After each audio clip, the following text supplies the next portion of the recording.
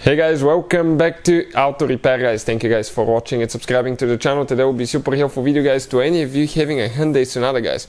If you have a Hyundai Sonata and you want to know what are the symptoms of bad PCV valve, stay with us. We will explain everything from start to finish guys.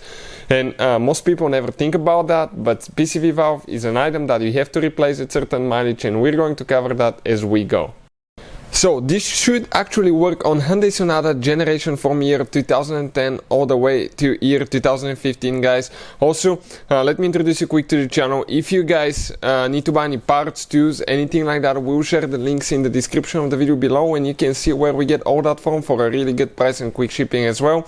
Another thing, every single car we get at the garage, we try to make at least 200 to 300 free repair videos, and specifically guys on this Hyundai Sonata we'll have more than 300 videos, mechanical videos that will be uploaded on the channel you're watching right now, and we'll have more than 200 electrical videos about diagnostics, fixing electrical components, and that will be posted on our second channel, Electrical Car Repair Live. Check it out guys. Everything will be shared so we can guys save you as much money as we can. All we need in return, please subscribe to the channel and like the video. So let's explain what we have here specifically guys. 2013 Hyundai Sonata. Okay, this is it, 2013, but even if you have a different generation Hyundai Sonata, the symptoms of bad PCV valve will be about the same. Now, once you remove your engine cover, most of the times you're going to find the PCV valve is located on top of the valve cover, right here. You can see this is your valve cover guys. Now, when the engine runs, the pistons go up and down. What it does, it creates pressure.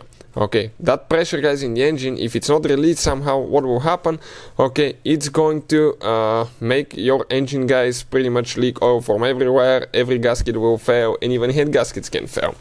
But the system guys was invented in the 60s, I think was invented. It's called a PCV valve. That PCV valve actually guys, what it does, it takes that pressure and injects it back in the intake manifold. It's this valve right here guys, little bitty valve. The hose goes to the intake manifold. That pressure will be pushed through in the intake manifold, and it will go in the combustion chamber guys. From there it will create, it will burn through the engine, and the pressure will be gone.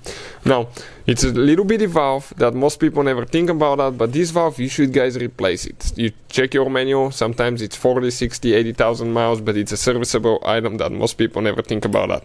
We have a special video that explains how to test them guys, so we'll have it on the channel. But that valve now, that valve, it's super important guys, and if it fails, what can happen guys, depends if it's stuck open or stuck close. If it's stuck close, it means that the pressure will not be able to come out of the valve and inject it in the intake manifold, and as a result you may start developing oil leaks. You may notice dripping engine oil under the car, on the floor in your garage. You may have oil puddles. You may start developing leaks around the valve covers guys. That's very common when those things start failing, because you will be building pressure inside the engine. That pressure will try to escape, and your gaskets will start to fail.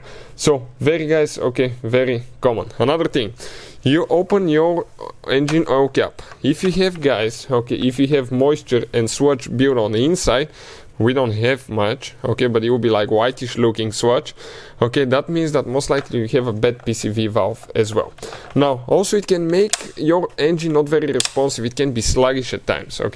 Let's say you give it gas guys, it's kind of like surges a little bit, it's sluggish, it's not very responsive. Another thing guys, if that thing gets stuck open, what can happen, it actually simulates vacuum leak. Your engine will be getting more air because it will not close. As a result guys, the intake will get more air than it needs, and as a result what will happen guys, you're going to get codes such as P0171 or code for oxygen sensors. This is very common guys. Now this Hyundai Sonata specifically does not use a mass airflow sensor. Some vehicles do, this one specifically doesn't, but if you have mass airflow sensor on your Hyundai Sonata, you may actually even get a MAF sensor code when that valve fails. So hopefully guys the video will be helpful. Thank you for watching, and see you next time.